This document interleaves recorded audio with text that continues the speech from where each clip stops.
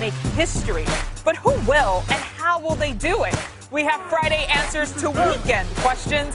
Will the Browns finally break through? Will the Bills finally hit a wall? What is it about Washington that Tom Brady can exploit? What is it about Tennessee that Lamar Jackson can't beat?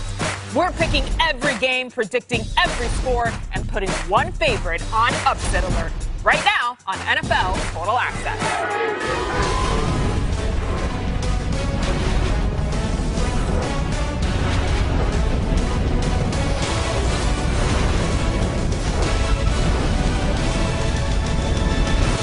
We are less than 24 hours from Super Wild Card weekend. Welcome into NFL Total Access. I'm MJ Acosta-Ruiz. 6 games in total for you to consume starting on Saturday. But we have a little business to take care of here. First, James Jones, D'Angelo Hall, and Cynthia Freeland join me with everything you need for the Wild Card round. But first, let's bring in Mike Garafolo with who's in and who's out this weekend. Okay, Mike, we've been following a few injuries this week, including the health of 2 NFC quarterbacks. What are the details there? Let's start with Alex Smith and the Washington football team. Now, he played last week. He didn't look great from a mobility standpoint, but it's not like he got injured and left the game. So you would think, no problem, he's going to be back on the field for this weekend's playoff game. But my understanding is they're waiting until tomorrow to see how Alex Smith shows up. And there is concern that he might not be able to go, and that might have to be Taylor Heineke in a game against Tom Brady in the postseason. Did you see that one coming a couple of weeks ago? Probably not. So we'll see how Alex Smith wakes up. Now, it's the late game, so they've got all day. Tomorrow, it's not like it's a 1 o'clock game like a normal game. So we'll see how this develops on Saturday. But there is concern about Smith after he did not do much in practice this week. Let's get to Jared Goff and the Los Angeles Rams, who are keeping this one ultra tight as he comes back or tries to come back from thumb surgery. It may have to be John Wolford here. I mean, Goff yesterday tried to show him a little bit in practice, but we saw how Wolford played in spot duty this past weekend. So if the Rams wind up leaning on him rather than the uncertainty that is Goff, a lot of folks would not be surprised. But Sean McVay, again, keeping this one really close as he tries to keep the Seahawks guessing. Talk about a circle of trust there at the Rams camp, Mike G. All right, there are some receivers fans were concerned about, including a couple of Buffalo Bills. What can you tell us? Let's start with Stephon Diggs with the oblique issue. Doesn't sound like it's going to be a problem, and it sounds like he will be playing for the first time in the postseason for the Buffalo Bills and expects to be effective. Now you got second-team All-Pro Cole Beasley, who just ran out of the frame there alongside Diggs. We know what he's able to do on the inside. He's been down a couple of weeks with a knee issue, practiced once this week. I am told that he is confident that he is going to be able to go. He is a tough guy and will try to gut it out. But the Bills will have to see how he feels tomorrow before making a final call. Mike Evans with the Tampa Bay Buccaneers. Bruce Arians saying that Evans has a shot after what looked like a nasty knee injury in that final game the other day. You're seeing it there, the way that knee bent there. So Evans going to try everything he possibly can to play on, tomorrow. Now, Trey Hendrickson with the Saints, one of the league's leading sackers. This was a big loss. The Saints ruled him out with a neck issue. He's got a stinger that's going on, so it's something they're being really careful about. So the Saints going to be down a big one in Trey Hendrickson, who has had a breakout season at the right time as it's his contract year. So perhaps we're getting into that zone. Perhaps he won't play for the Saints again, but at the very least will not play as he's been ruled out. And finally, the Browns, this is not an injury, this is a COVID situation. We're finally able to open their facility and finally practice in advance of the game against the Steelers. Now, we know what they're going through. Head coach Kevin Stefanski will not be there. Alex Van Pelt will be calling plays. Mike Prefer to be the interim head coach. But at least they were able to get some work in and finally start to prepare at least a little bit for the Steelers. Myles Garrett, by the way, saying he's going to play like his hair is on fire. I think if that happens, you wind up looking like this. Mike G, don't wish that upon him. Come on, you rock it so well, though, Mike, by the way. Thank you. Mike Garafolo, always on top of everything. And you heard him mention it right there. We definitely know this weekend Browns head coach Kevin Stefanski out after testing positive. Good news for Mike Garafolo there that they were able to open their facility today. But yes, Mike Prefer taking over those head coach duties.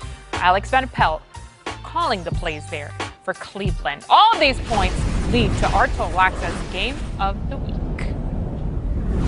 It's the Browns and the Pittsburgh Steelers. Mayfield shotgun snap, throws over the middle, intercepted. It is Minkah Fitzpatrick.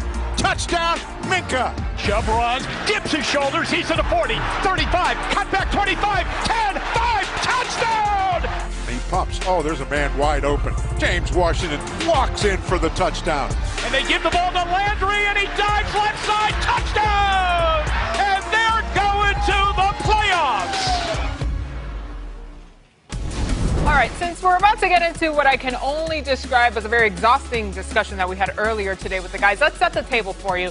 Here's a look at the Browns offense versus how they compare to the Steelers defense this season. So listen, Cleveland is ranked third in rush yards per game against Pittsburgh's defense, just outside the top 10 in that metric, as you can see right there. But check out the Steelers ranks real quick. Second in turnovers and in sacks, yeah, they would be number one there, with TJ Watt leading the efforts. James Jones and D'Angelo Hall. There you are, my friends. All right, let's get into this one because we had a very spirited discussion there. These two teams just faced off to close off the regular season. James, Bake and the Brownies, as you love to call them, got that very necessary win. But remember, this was against the Steelers team resting most of their starters there. So what do the Browns need to do to beat the Steelers this time around in the playoffs? Well, I'm going to give you three things, MJ. And the first thing you got to do is run the football. Nick Chubb cannot have enough touches in this ball game. You must run the football. Nick Chubb is a guy you do not want to tackle, especially late in the football game. Force this defense to bring him down all game long. MJ, number two.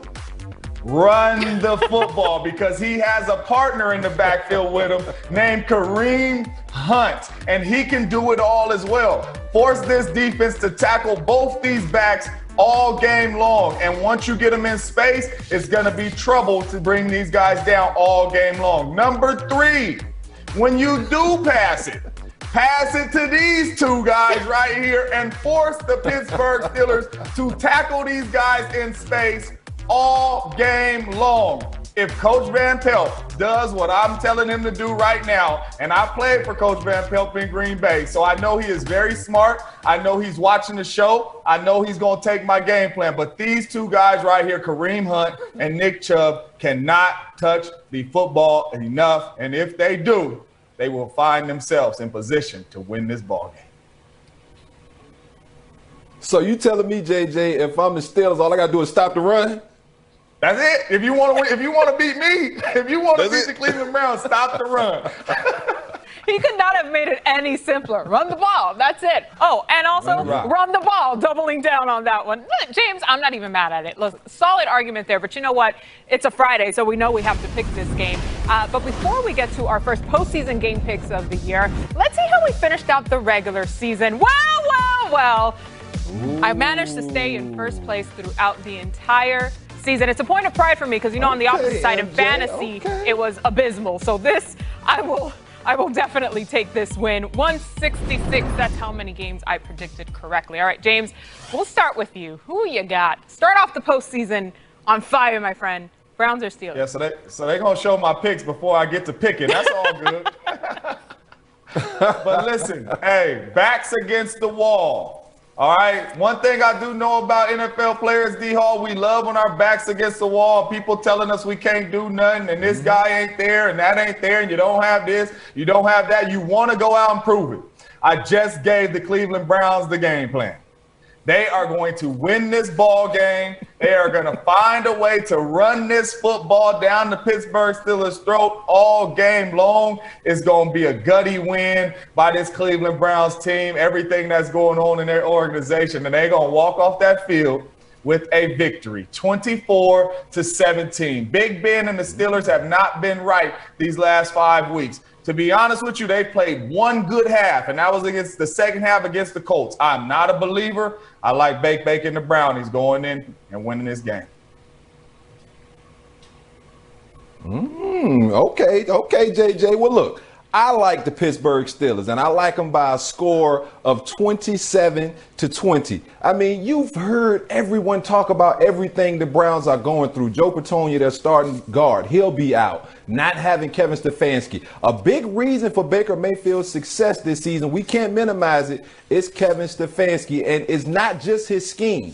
It's his ability to call those plays at the right time. That's the most crucial thing when you think about a play caller. It's the way he feels his connection and his chemistry with his quarterback. And so I think the Browns are going to miss that just a little bit. And I think the Steelers are just a better football team, a better coach football team. And it's just so much going against the Browns. And look, I'm a Baker fan. I love everything the Browns have done this season. And I just feel so bad that having dug themselves out of that hole, making it to the playoffs, that they still have more things going on.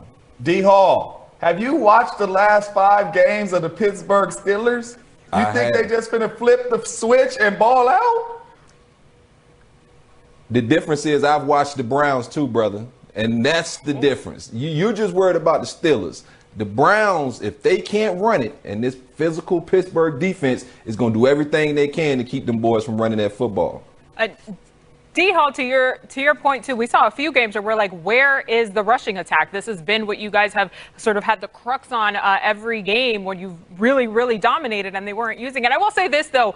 James Jones has been consistently riding with Cleveland all season long. However, I do agree with D-Hall here. Even our scores are similar. I do have Pittsburgh taking this one 28-17, the final. Don't worry, James. We have more games to pick in a little bit. Meantime, Mr. Postseason himself, Tom Brady, now leading the Buccaneers into the playoffs, going up against a very tough Washington defense. All eyes on the football team's defensive end, Chase Young, who says, hey, I'm more than ready for the GOAT.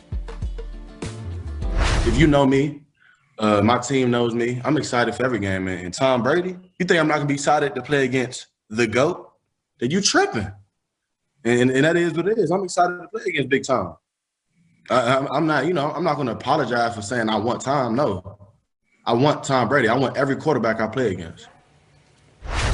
He's obviously a great young player. So, we got our hands full with that D-line, one of the best D-lines in the league. So, Chase is a great young player. Went to Ohio State, so naturally I think the Ohio State-Michigan thing wears off on him a little bit. I understand that. But we're prepared for, a tough challenge, and should be a fun game. It's that smirk by Brady every time. He is not at all fazed, not even a little bit. James Jones, who are you picking here, Tampa or Washington?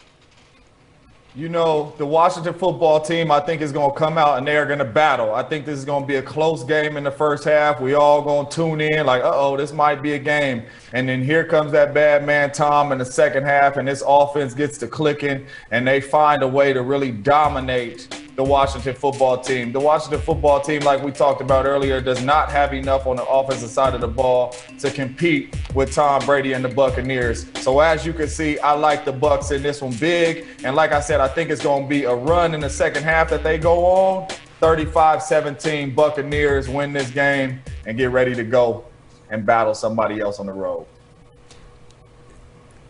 Well, JJ, I'll tell you who is the best second half football team in the National Football League. That's the Washington football team. And look, I call their games. I'm in the booth, so I'm not going to pick this game. But I'm going to give y'all a little bit of, I'm going to put y'all on notice a little bit.